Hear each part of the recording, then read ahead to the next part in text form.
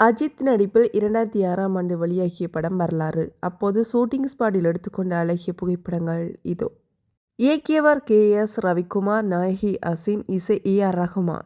இப்படத்தில் அஜித் 3 வேடங்களில் நடித்திருப்பார். இப்படம் 180 நாட்கள் ஓடியது. மொத்த வசூல் 50 இருந்து 60 கோடி வரை வசூல் செய்துள்ளது.